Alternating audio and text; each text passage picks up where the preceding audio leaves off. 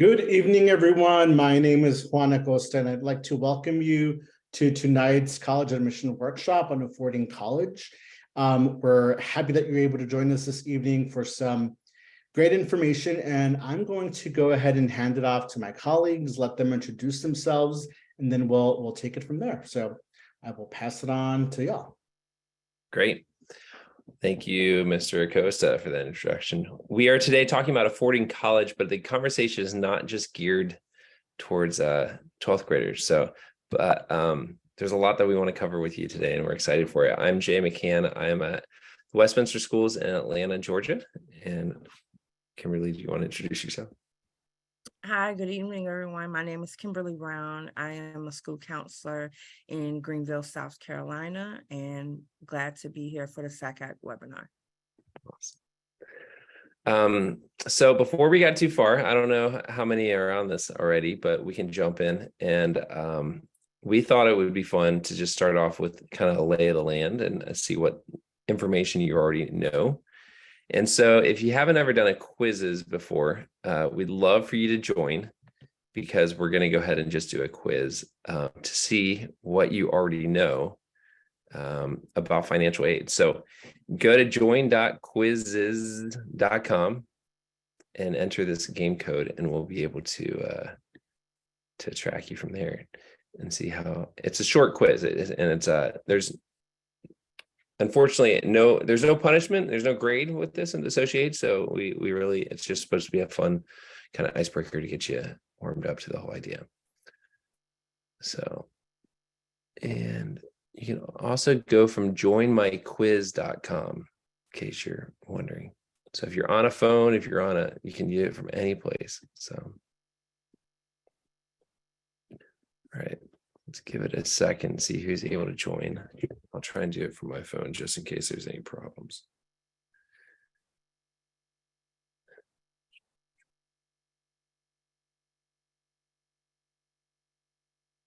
Okay, let's see here.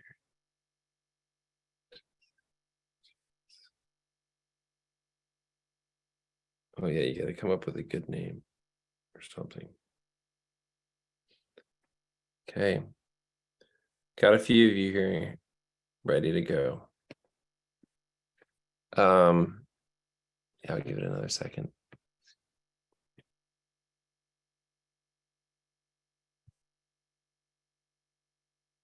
Don't hold back. I know some of you are ready for this. Kimberly was bragging that she was going to take first place, so I just wanted you to know that. No, I'm just joking. It does show where people are at with this one, so it's going to be fun.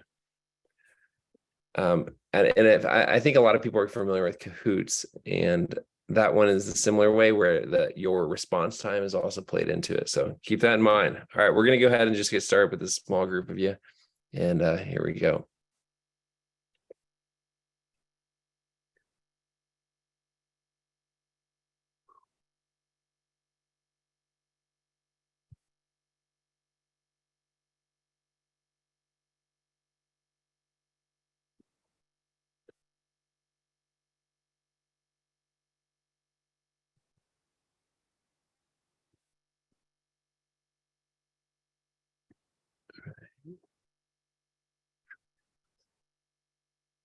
Five seconds for me. I think everyone's in. All right, let's see where my leaderboard is here.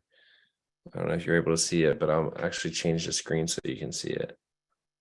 The correct answer, yes, was the federal government is the one who gives the most amount of financial aid to students. So I'm going to change the screen share for a second. So let's turn that and screen share right here so you can see your leaderboard. Okay. And then, yeah, so the federal government gives more aid than any form. And unfortunately, people really don't realize a lot of that is through loans, but it is still a form of financial aid. Okay, next question.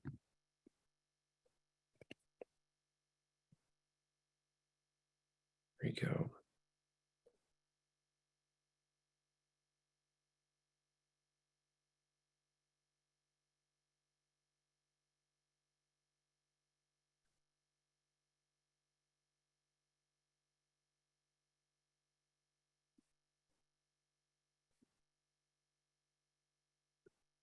All right, we got everyone's answers. Okay. I think we can answer all done. Let's see how we did. I probably really shouldn't answer. I'm just gonna, I will drop out at some point. All right, let's see here. Does it show the full question view? No, that's not what I want. Okay, so then, yes, who gives the greatest amount of scholarship money?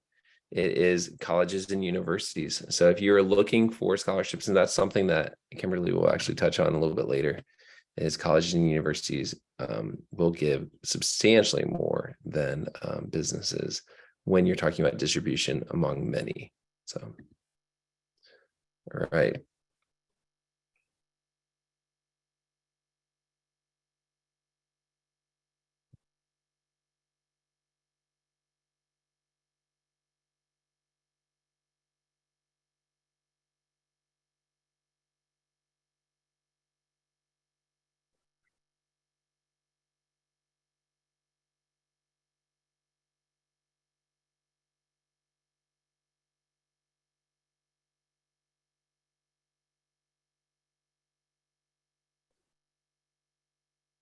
All right, we missed one on that time, one person.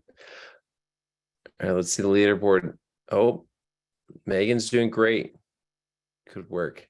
All right, everyone got that one. I tried to trick you, but you did a great job. Yes, having your student learn the tuba or polo or learning polo would be a great option. We just can't necessarily bank on that being a form of financial aid that's available. So, so when just kind of going back to the last slide, when we talked about scholarships being the best administered and provided by colleges, and therefore, if we're looking for financial aid, looking for the right colleges will help with that. Okay, let's go to the next one. So hopefully that's showing up on your phones or computers right now.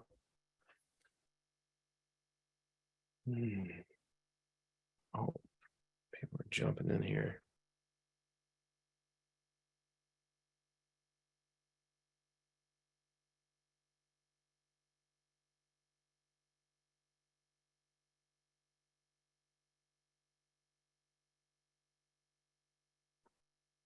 All right, we're gonna wrap that up. All done. Here, let's see the leaderboard.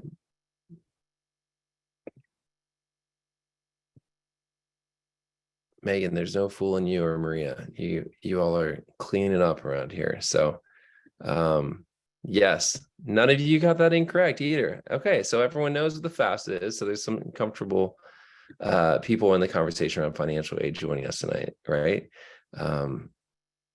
Yes, great answer. Good. All right, let's keep going. Over halfway there.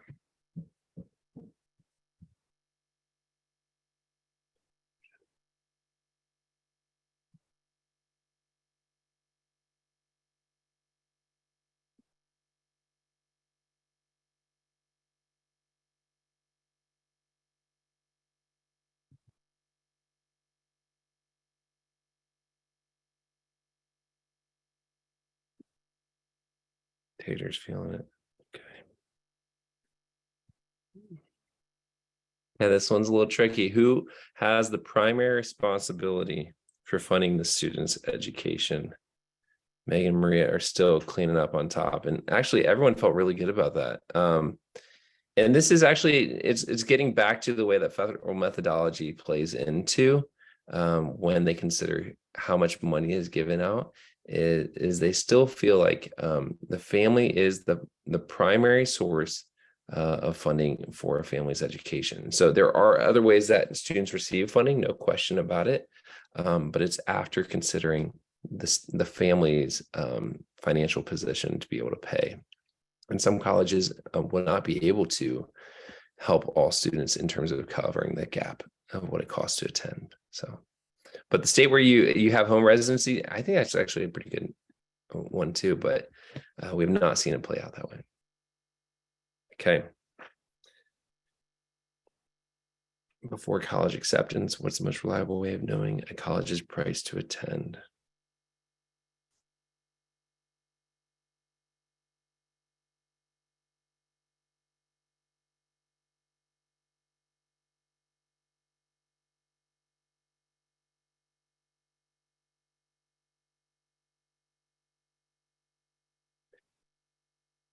All right, all answers are in. Let's take a look at it.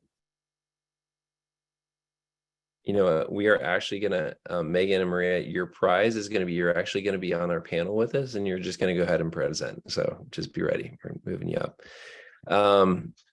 So this is something that I'll talk about in a minute, but it will be, the net price calculator is a really helpful for families to be able to get a better snapshot of what the real cost would be for you to attend that school. So, all right, we are 2 away.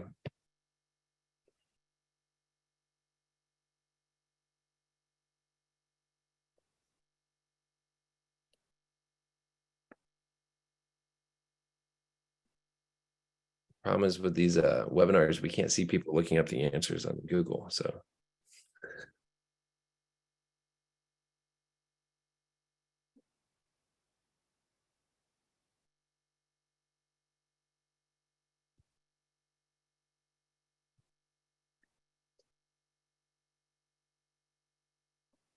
right. So let's see, Megan and Maria right here, staying strong. Very good. Yeah, a little bit more different answers there. I saw one stat even today that I was looking at that said only 1.3% of students receive financial aid, but NCAA is saying 2, so I'm going to stay with 2 percentage of athletes that receive athletic scholarships. So it's really low. There's actually a good website out there called scholarshipstats.com, I believe is what it's called, or scholarship stat. And they talk about each individual sport and what the chances of being able to continue on and play. So it's a little bit sobering, but it's a good kind of reality check for you. All right, let's go to the last question.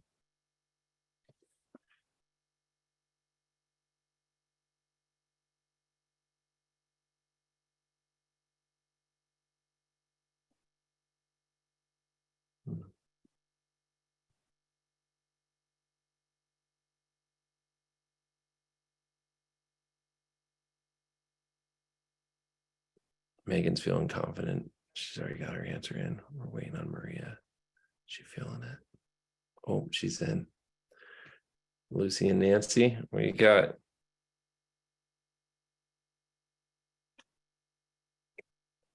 Did we get everyone in? Oh, we missed one on that one. All right. Megan and Maria, killing it. All right. Every answer. Grinnell College, a lesser known liberal arts college, but it's actually, it's a really phenomenal school in a lot of the programs that they have, but they are the one school of these 4 that are committed to taking care of all financial need that you would have that's not met. And so we'll talk about that in just a quick second, but even schools that are sometimes more selective or more well-known may not be able to meet that gap. And so it's worth noting. All right. So the last question, do you want to end the question? I mean, we'll just end out. Congratulations to my winners, which is Megan and Maria. You cleaned up the whole time. So there it is, leaderboard. Oh, apparently. All right. So we're going to switch over back to the PowerPoint and keep rolling with it. So hopefully it was a good way to just kind of introduce the conversation and get a tone for where you're all at. So Megan, Maria, I doubt we're going to surprise you too much tonight, but we'll see. We look forward to your questions. This quote by Ben Franklin hopefully fits in alignment with how we talk about financial aid. An ounce of prevention is worth a pound of cure. And when we think about what it costs to go to college, it's just like saving for a mortgage or for a wedding or all these other things in it, right? We set aside a budget, we try and plan as best as possible, but we also don't know what that looks like in the marketplace. And so the best that we can prepare you to understand what it looks like for yourselves will put you in a good position for your future. So a lot of this was me looking around as I've worked in financial aid and worked on the high school side and public and private schools. I've just come across enough times that I've seen problems, and these are the mistakes that I've seen commonly taking place where students could have landed somewhere else but didn't realize it. And these are the things that these are the areas that I've seen those mistakes taking place. So we organize it as such, and so it should be accessible actually to all ages, all grade levels. And so because a lot of it goes into how you prepare for the colleges that you're looking at. So we will not do as much about FAFSA and how to walk through FAFSA. But if you have questions about it, we can obviously try and help answer those at the end. Okay, so number one, my first thing is shopping for colleges based on the cost of attendance. So that was one that we talked about, is if you went to a school's website and looked up what the cost of attendance was, how expensive is it? And the analogy I like is talking about airplanes. If you fly from LA to Atlanta, how much would it cost for you to go, right? And if I were to ask you that question, I'm sure you'd be like, sorry, what? Right? Because we realize that you might sit next to someone who paid half as much or twice as much as you, right? Depending upon when they bought, what airline they're flying with, or how they went about it, if it's through points or whatever the case might be. And the same thing is true is for when you're shopping around on colleges, the cost of attendance is not necessarily true to what the cost would be for you to attend. So the way we break that down is there's that sticker price that colleges could have, which, as we all know, goes up every year, right? Is $80,000 maybe, or even more, is the cost to be able to attend an institution. It is very much an overwhelming number, and it gets a lot of press. Is that that cost could be very, very high to be expected to attend a four-year institution. But the truth is that most students receive some form of a reduced price to attend a college. And so there's ways that it could be reduced, could be based on financial need. And so that's going to be determined by your estimated family contribution, which is, that term's actually changing. So I'm going to go ahead and move towards that term of SAI. But the other way is through scholarships or merit-based aid, or we could even say athletic aid, to be able to bring down the price tag of an expensive school. And I think this is worth highlighting, is that when we look at merit aid, is that this is, scholarships that are given, right? When we talk about looking at the right colleges, 87% of students at private colleges receive merit-based awards. Okay, so when we look at a private institution, which tend to be a little bit higher in price than a public institution, it can be intimidating to look at them because, right, like they might be $55,000, $60,000. However, most students attending those schools receive some form of aid, and when you look at how much that is, it's about half tuition. So if tuition's out of college is around $40,000, you can get over $20,000 is the average discount to attend that school. And of course, there's exceptions to that, but a lot of colleges are willing and ready to give money to students to be able to track them for their class. Another way of looking at it is if we just took the most expensive schools, right? So we look at last year's most expensive schools, right? That's a very high number, $84,000 to attend University of Chicago. And each one of these schools is really, I mean, none of them are yours being like, oh, that's a great deal, right? Great colleges nonetheless. But what you'll notice is that these schools are not giving scholarships, but they are giving a lot of need-based aid. And need-based aid that you might not even think that you qualified for, because they'll go to higher income brackets because their institutional aid is coming out of their endowment, and so they have a lot more opportunity to provide. And so when we compare that sticker price to what the average net price is, and so that's what on average what students are actually paying per year, it's drastically different. University of Pennsylvania and Columbia, right? That is going to be quite often cheaper than your in-state public, right? And so it's not worth just writing off colleges right away just because you see a high sticker price. And we'll talk and be able to differentiate a little bit more of which colleges tend to be more expensive than others in a little bit. But just wanted to kind of keep in mind that we can shop with schools that are more expensive just as a sticker price and still get somewhere. So the second thing is not understanding your SAI and how it affects you. And so this is coming from the FAFSA. So as they are shifting from the term estimated family contribution to the student aid index, that's the term that I'm going to use to speak about it. So the student aid index looks at this. If this is the easy formula, we look at the cost of attendance, right? That all-in cost. We take out the student aid index, which is based on your FAFSA that you complete. It's a number that says, and historically has been from zero, I like to say zero to the moon, right? It could be as low as zero that the family would be expected each year to pay only $0 is what they could really reasonably be able to pay, up to, if you're in a very, very positive position financially, then it could be really above the cost of $84,000 a year. So when you have the cost and you subtract the student aid index, how much need is remaining, right? And so based on that helps a family, for a college to be able to see what it would help to be able to close those gaps so that a family could be able to reasonably expect to attend. Okay, so what is the cost of attendance, as I was talking about before? You have those direct costs to the institution. So tuition and room and board are costs that are going to go straight to the college, but that doesn't include all costs. Books and supplies, transportation, personal items, midnight runs to Taco Bell, whatever it is that you might be doing in your year, is you'll have a few different things that go into that, but that is actually a number that the college has to come up with and give to the federal government. And why is that important to the federal government? It's the maximum amount of aid that a student can receive in one calendar year. And that means that if a student tried to take out a student loan for $100,000, they would not be able to, right? So it has that cap to it. And that's why. Does not mean that you will every year actually hit that number, though. Yeah, I mean, sometimes people can be able to save money in other ways, but it just kind of gives you a pretty good understanding where it's at.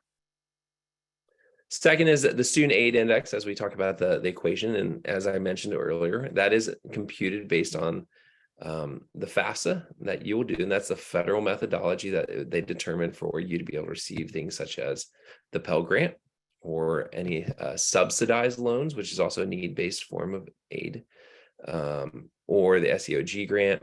Those are all forms of aid that is given federally. But then the second thing that you're seeing, or the profile, and this is about 250 colleges that in the country that typically have the largest endowments in the country, participate in this, and they are going to be able to give their institutional aid, right? So the money from their own college. And for that, they will ask for more information. So there's a lot of things that FAFSA doesn't cover that profile might jump into a little bit more for them to understand how they can most equitably distribute their money. So the SAI will be the same number regardless of the college, okay?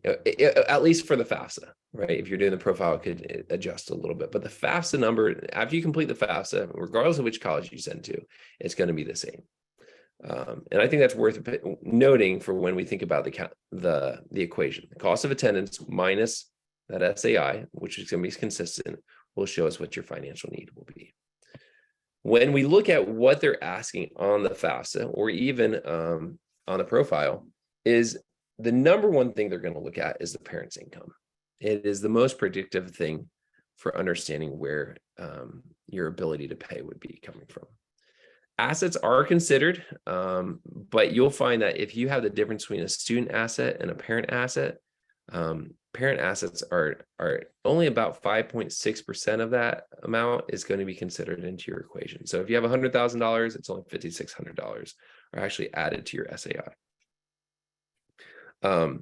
Students' income there's a very small window for the students to be able to make money, but after that amount that you make, they will say that a lot of that money should be going towards college. And students' assets, if you have anything in a student's name, such as an UTMA, a trust fund, things like that, those would be considered a student asset, and those are 20% of that amount will be considered for your ability to pay towards your SAI. And that's worth noting. So whereas a 529 is going to be a parent asset, just so you know. Primary home value is not considered. Retirement accounts are not considered. So this is just stuff from the FAFSA that they're looking at how they plays into it. The age of the parents may have a small amount of determination because how close you are towards retirement, and then the size of your family, how many kids you have. So let's look at that another way. And this is kind of give you a ballpark idea. You can see how it's played out in the years past. Typically, families that were in the green were going to receive need-based aid at most institutions. So families that were at colleges that were giving out need-based aid, that you might be able to qualify. Okay, come on, paying attention to the amount of dependent children. Need-based aid can continue at many private colleges where they will give some form of aid.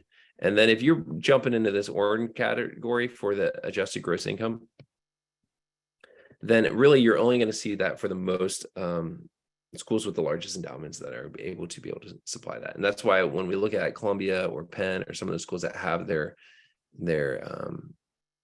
slide that I went and showed why their net price is so low is because they're really trying to find ways to make it more affordable. So it gives you an idea where you might fall based on income. So, and then again, there is a certain point where you will not qualify for any need-based aid. So, so if you're wondering, you're not a senior, but you're intimidated by this, I'd encourage you to check out the Federal Student Aid Estimator at studentaid.gov. And to put in some numbers, it's fairly quick and easy. It'll give you an idea what the SAI may be. And this is important because it will help you understand when a college, what colleges you might want to shop for and which ones will be able to help you. If there is a low number, that you'll want to look for more need-based aid that's being distributed. And if you're a family that you don't like that SAI number, then keep in mind that there are certain colleges that will be more expensive. And Kimberly's going to talk about that in a little bit. So that's SAI, and that's a little bit about how FAFSA and need-based aid is calculated. So I'm going to pass it over to her. Okay, so thinking about planning, as Jay's talked about a lot about planning for what schools should be on your list, what schools potentially should not be on your list. Thinking about searching for colleges based on your family profile. So Jay has talked about your family income is very important, thinking about how many dependent children. So you have to think about not just the college, but you also have to keep in mind your family profile and where you fit. Where is there overlap between how that college operates and where your family is financially, size-wise, and where those things overlap? All right. So how does your profile fit with your college goals? So we have to kind of work to change the mindset on college.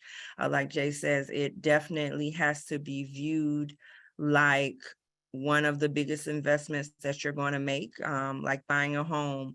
It is a very big investment. And in the last 3 years, going through the pandemic, a lot of things have changed. I know personally in my state, one of our larger state schools, students who would have normally automatically, gotten in and been funded very well, things have changed in the last 3 years because a lot of students who normally would have gone out of state chose to stay in state. And so it changed a lot of things. So you have to think about really preparing. The earlier you start, the better, saving for the future, understanding your expected family contribution, your student aid index. The sooner you can know that, the sooner you know what you may be looking at, it gives you more time to save and prepare for what's coming ahead. So FAFSA versus the CSS profile. We're going to talk more about the CSS profile in a minute, but it appeared from the quiz that everyone is very familiar with the FAFSA, which is the free application for federal student aid. I am definitely a believer that everyone should submit it regardless. You never know, changes in calculations, changes in things on institutional level or federal government or state level highly recommend everyone submitting the FAFSA, but the FAFSA is that form that the federal government is going to review to determine your eligibility for federal aid. So not only are you eligible, but how much should you receive to assist you with post-secondary education. A CSS profile is used by a select number of institutions, and it takes a more extensive look at your family's financial ability to pay for college. So it takes into consideration home equity, and a lot of other factors. So which schools will meet your needs? So some schools will meet 100% of your needs. So we talked about that, the schools with the larger endowments. A lot of times people automatically write off private schools, and that could be a big mistake. Automatically writing them off without doing research and seeing that a lot of times they can be even more affordable than state schools. Some people will receive 30 to 50% of your needs. So if your cost of attendance is $50,000, and your student aid index, the FAFSA says, hey, your family needs to be able to provide $25,000 for your education. Your need is $25,000. So that's how the math is calculated, looking at what the government says you should be able to afford. And then the college will address how they're able to meet the need. So if they are a school that's able to meet you at 30%, you will get $7,500, okay? If they're meeting you at 50%, you'll get $12,500. And if they're a school that's meeting you at 100%, they will meet all of your demonstrated need, okay? It's very, very, very important to know, to research, to get the knowledge on what schools normally meet all needs. Where do they normally meet? Where do they fall? Are they in the 30%? Are they in the 50%? Are they in the 100%? Knowing what schools have a good track record of meeting your needs. And it will open you up to schools that may not initially have been on your radar. But schools that you can now see, well, wait, they meet about 70% of me. I need to give them a deeper look. You know, do they have my major? Do they have my program? I might need to schedule a visit. I may need to go and give this school a serious consideration. Here are some schools that are high debt, high cost schools. So you can take a look at the list. You can see the percent and the cost for these schools. So high cost and high debt. This, you definitely do not want to be in the category of high debt. In the changing landscape of college, just period, how things are going, I think any high school, college counseling, school counselor, anyone working with students on college preparation will really try to push you to understand the importance of limiting your debt for your bachelor's degree. It's very serious that students are not going into extreme debt for their bachelor's degree. A lot of students will still require some type of graduate education for their chosen career field. And so you have to be very careful. So you have to know what the sticker prices versus the real price, and also what the schools are willing to give you. So how do you find affordable colleges?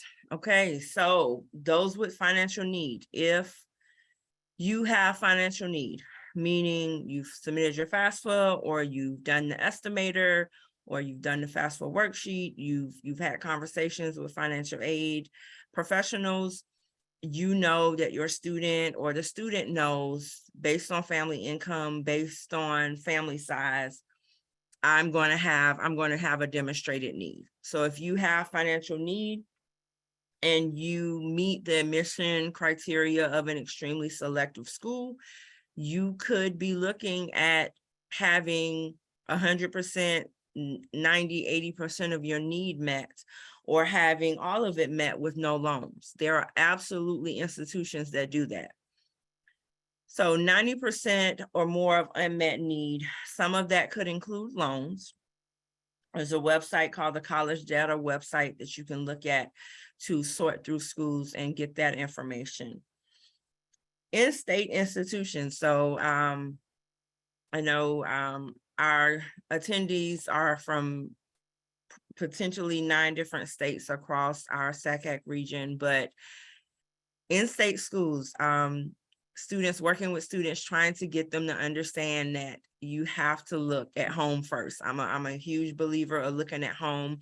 A lot of the in-state schools in our states want our students and will go above and beyond to make it work for our students. So a lot of students in-state, I know in my experience with working with students, I have relationships with those in-state schools. A lot of times we see each other, we talk to each other. So I've been able to call those in-state schools and advocate for students who were short or needed additional money. A lot of times those schools, the in-state schools, have additional resources, they have additional funds that they use to meet need or to fill gaps. There are schools that will have gap funds. So if you have a gap, and a lot of times that is for in-state students. So just do not overlook your in-state institutions. If you're in a state that has state scholarships, I'm in a state that has state scholarships, that's money that cannot leave the state. So students leaving my state are looking at losing potentially $30,000 to $40,000 if they qualify for those scholarships. And our in-state institutions, a lot of times for our top scholarship, will give additional funds to those students who've earned our top state scholarships. So do not ignore in-state institutions. Statistics to consider. So what percentages, when you're looking at colleges, when you want to really dive in and do the work to evaluate a financial possibility of a college for you.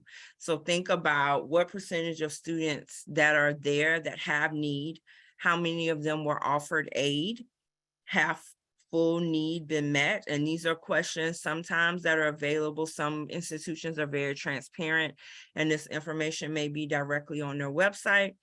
Some institutions, you have to use some of the other websites to find this information, but also feel comfortable asking. It's okay to ask. Feel comfortable asking for this information. So what is the average? Average of percent of need met. What is the average financial aid package? Just be cautious when you're looking at that figure and make sure you're deciphering between what type of financial aid. So is it scholarships? Is it grants? Is it loans? Don't get fooled by looking at average financial aid package and not realizing that a good portion of that for students could be loans. Okay, so here is just something that I found on, it's a site that my students are able to access, but I'm going to show you from the university site as well. But if you will see estimated family contribution, so the family income, if this was a family that had an income of $0 to $30,000 a year, you can see that if you look at the bottom, it tells you the total price before financial aid is $28,301. Well, if a student was applying to the school and applied for financial aid, and they're coming from a family where their income was $30,000 or less, this student would only be paying $12,426 to attend this institution. You can also see on the side where it gives you information on student debt and the typical total debt after graduation. So if this student was to attend this institution, what kind of debt they may be looking at, a typical monthly loan payment, and also their total debt after graduation. Okay, we're going to flip it to the other side. Now, if there was a student that family income was $75,000 to $110,000, the cost of attendance doesn't change. It's the same institution, so the cost of attendance is going to be the same.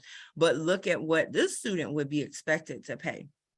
This student would be expected to pay $22,382, so almost $10,000 more based on the family income.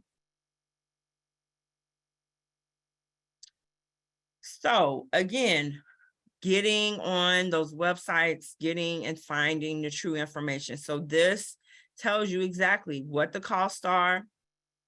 It says 46% of students are receiving financial aid. An average aid package is $10,000, 478. But what did I just say? Find out, dig deeper.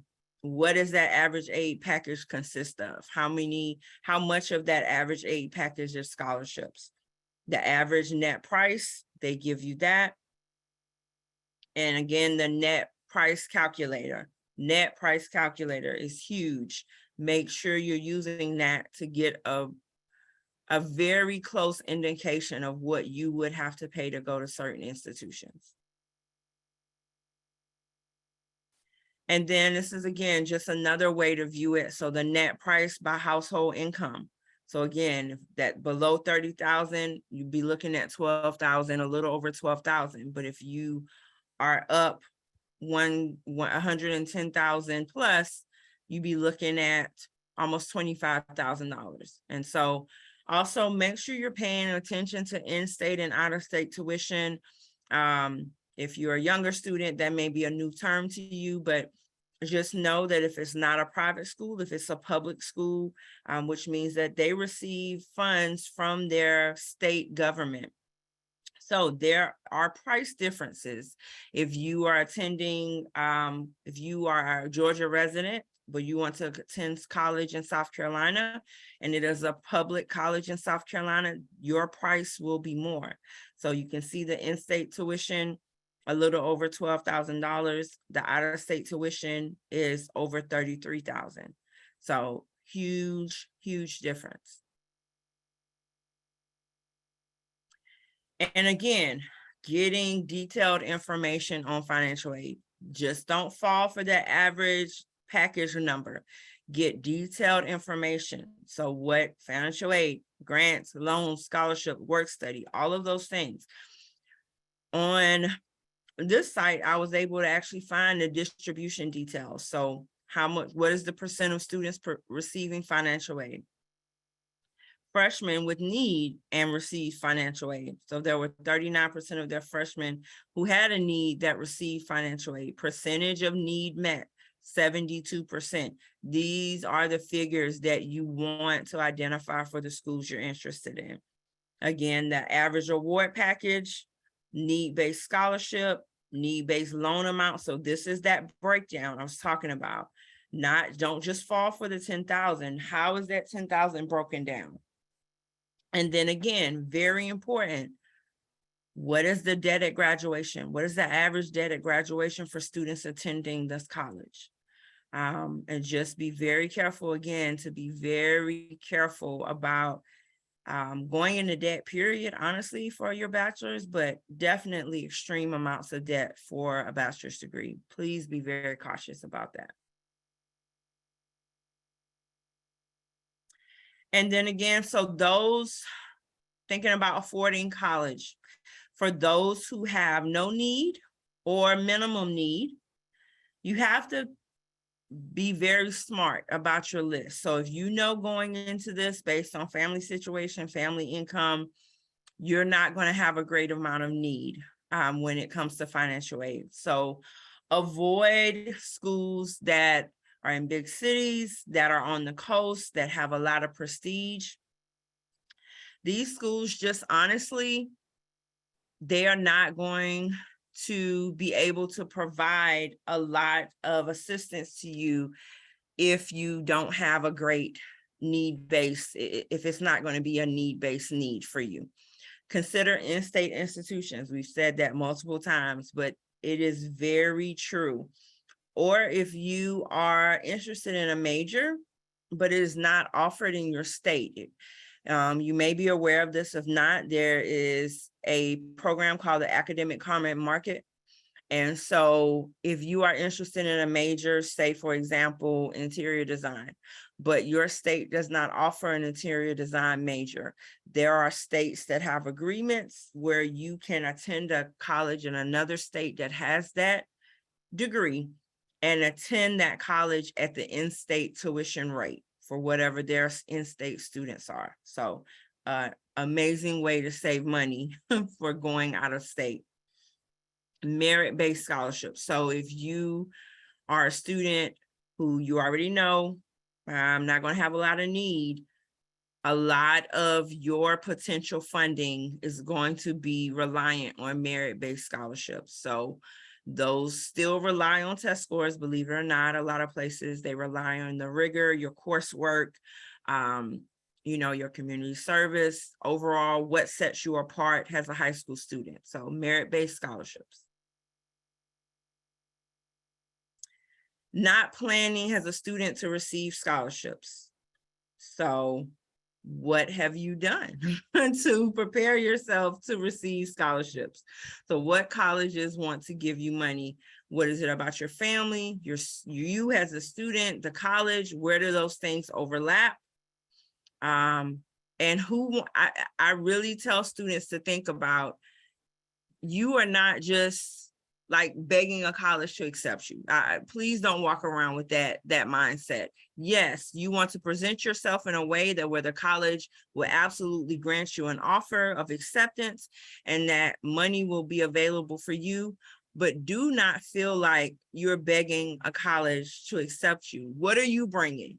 And what college is going to be grateful to have you on their campus? What college is going to appreciate your skills, your personality, and what you'll bring to their campus body? That's also really important.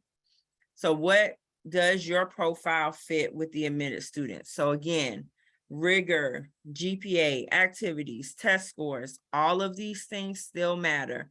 I know we're in a test optional world, but in my state particularly, test scores are still required for our state scholarships. So just make sure you are informed about merit-based aid, what the college's requirements are for that merit-based aid, and also any of your state scholarship requirements. So make sure your transcript is strong. You're showing that you're preparing for a four-year school. If that's your goal, you're taking those rigorous courses, that you are maintaining a high GPA. Make sure you maintain that through your senior year. And you stay away from senioritis if there's any seniors or juniors on here. And then, quality over quantity, not having 30 activities that you only went to the first meeting, but having those activities where you've offered substance, where you've had leaderships opportunities, where there's an advisor or someone who can really speak to what you added to that organization. Think about your major and your diversity. I often tell my students who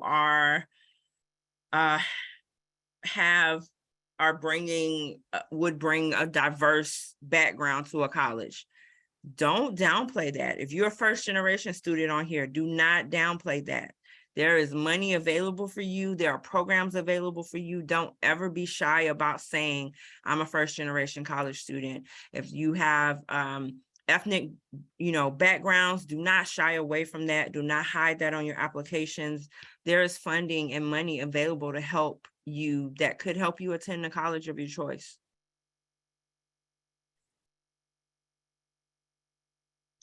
Banking on private scholarships. So yes, we lovely counselors will push you to apply for Coca-Cola and the Gates Scholarship and all these great scholarships. We will push you to apply to them.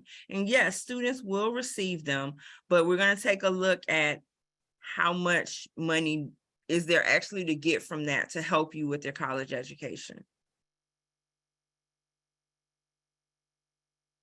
So where does financial aid come from? And this was kind of a trick question in one of our quiz questions, but who gives the most money? And so we're going to take a look at who gives the most money. So the federal government, absolutely. That's why a form is required. To be honest with you, that's why the FAFSA is required, because a lot of money for post-secondary education comes from the federal government. Yes, not all of it is free. There are grants, which is free, you don't pay back, but there are some loans in there as well, but it is still considered aid, financial aid. Colleges provide the second most money for students to help them with their college education. So those merit scholarships, some athletic scholarships in there, but colleges do provide the second. State aid, depending on where you are. So Georgia has a state scholarship, South Carolina has a state scholarship. So depending on where you are, you could qualify for that money. But I know, I'll speak honestly, in my state, I think it's running around only 25% of the students receive that money the second year because it's tied to a GPA requirement. So you have to be careful about that. Employers, your parent employers or your employer, I've had several students to receive the McDonald's scholarship, and they will continue to help you in college if you come and work during your breaks. VA funds, so always tell students that parents are veterans to make sure they know exactly how much that money is, and always ask them, have your parents submitted the paperwork? Do they know what's available? Just don't walk around blindly thinking that you're going to have everything paid for and you don't have confirmation of that. So just be careful about that. And then private scholarships. So yes, there are private scholarships, but they provide the least amount of money to help you with college. So just realize that federal to private, you really have to get that FAFSA done. The college, you have to make sure if the college has a separate scholarship application, do not miss that deadline. Do not miss that deadline. So what are they looking for? Make sure you have the requirements to be eligible for merit aid at the colleges that you're applying to. All right. So if we've thought through all these different elements about how we shop for colleges and how we understand the landscape of how money is distributed based on need-based aid and scholarship, then we've also kind of considered that those outside private scholarships may not be your best play for making sure that you cover the full amount of the cost. It's worth paying attention to the negotiating power, right? Like, how often do we go to a car salesman and deal with them, and they're able to discount for some reason or whatever it might be, but we don't ever consider how that plays out in college. And I'll be honest, this isn't true for all colleges, but sometimes you can actually see that there's the negotiating power there. And so for what I kind of encourage students to consider is, I always like students to be able to apply to a few different colleges, but 6 to 8 is a good number. But let's use an example here. So if I'm going to leave the region on purpose so that I don't, if someone's listening from the region, from the college side that are not being talked about. So in Iowa, there's 2 liberal arts colleges, a small liberal arts college. It's called Luther College and Coe College, right? Both good schools that have very similar majors and how that might play out. And you might like one school and really want to attend Luther. But I would, if I were your college counselor, I might say, you know what, you might as well go ahead and apply to Coe as well. And you're like, well, I don't want to go to that school. Well, if you know Iowa, you know that those 2 schools get a lot of the same applicants. And they're very similar in a lot of profile about their graduation rate and their test scores, whatever that case might be. And so I would encourage you possibly to apply to Coe, because once you get back their financial aid package, you might notice that Coe gives, $15,000 more. Right. And then we go to Luther College and say, you know what, I would really love to attend, but we're talking about a big difference here, about $60,000 when it adds up over 4 years. So are you willing to be able to help me kind of cover that amount and see if they're able to jump and help cover that gap, at least just between comparable schools? So we're not talking about the difference between attending schools that are highly selective and schools that are full free access, right? We're talking about schools that have some similarities to them, and being able to consider what it might take for you to be able to attend if one school is giving scholarship money and the other one's not. So again, most of the time where you're seeing this negotiating element play into is between private colleges that are competing to attract students, where a lot of public schools, because they are publicly funded, their ability to aid is based on the Board of Regents, right? And so they are not going to be able to make any changes there because their methodology is going to be the same, consistent. So if we were going to review first thing, let's not shop for colleges just based on the sticker price. Okay. We're keeping ourselves from seeing the full potential that's out there. Instead, it's really worth understanding your student aid index. If you are a senior, go ahead and do the FAFSA and get an understanding where that number is. If you're not a senior, great, go ahead and do the student aid index calculator that I shared with you already. That'll give you an understanding where those things play out. And based on that, if you like the number, and it's low for you, then great. Then we'll kind of continue to look at schools that provide need. If that number is higher than you want to, then great. Let's look at the next thing of how your family profile continues into your search process. So if you think it's too high, then we pay attention to merit-based aid and other forms of merit that's considered, and which schools might not be too expensive. If it is something that you're going to be guided based on financial aid, and you will qualify for more need-based aid, then again, we'll look for schools that will be willing to close that gap. And that's the term that they use, is the gapping that happens with institutions. So, so once we did get that, when we don't plan to receive scholarships, then we're kind of missing the boat a little bit, because so many colleges that I already showed you are providing quite a bit of scholarship aid. And so it's really shopping for schools and becoming familiar with how they disperse the aid that they have available to them. One of the stats I saw once was saying that I believe that the average student that comes into college is receiving about $4,500 in scholarship money, which, if you're thinking, oh, I only did 5 hours worth of work to be able to do that, that's really great. You're right. I think that is a really good return on your time. However, if you're trying to make an $80,000 college affordable over 4 years, a $4,500 scholarship is not going to be the thing that closes it for you.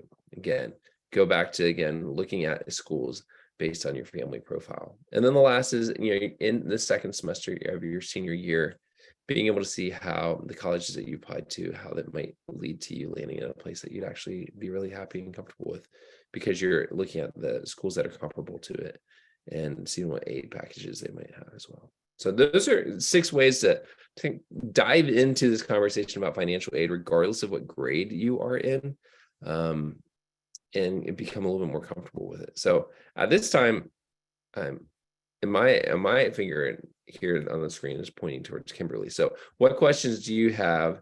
I believe that we have a Q&A available to you all. If there are any questions that you might have for us, to be able to help make this a little bit more easy to digest.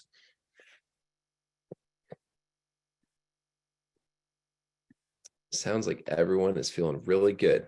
So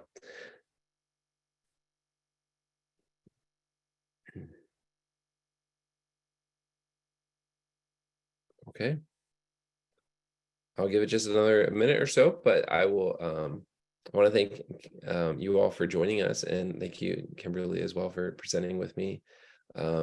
Hopefully it's helpful to you as you continue to prepare for that. When we think about fit, a lot of times people just think about it from an academic stance of, can you get in? But that financial fit and is such an important part of that, the decision-making process. A couple of years ago, Gallup and Purdue University did a study where they asked alumni from all over the country about their experiences where they went. And by and large, you'll find that there was that students enjoyed their college experience, regardless of all the different factors that go into it. They enjoyed it. And that's a really good thing, because we want to make sure that there's a good sense of social fit and academic fit. But the one thing that really came through with that study, you can look it up, it's about 5 years ago, that they found is that there's a growing anxiety over the amount of debt that someone carries after college. And so it's not necessarily trying to crush dreams. It's more about just making sure that people have a reality towards what that looks like for themselves. So, all right, well, I bantered on for a little bit to see if there's any other questions, but I don't think there are. And so I'm going to say good night to you all. And again, if you would like to follow up with us, I'm Jay McCann, Westminster Schools. My email is, I think I can put in the Q&A if you want to follow up with me. Maybe.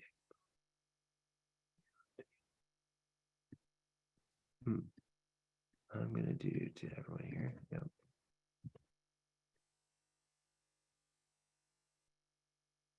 All right. Well, if you have any questions, please let me know, and I'd be happy to help. And again, thank you for taking the time to join us this evening.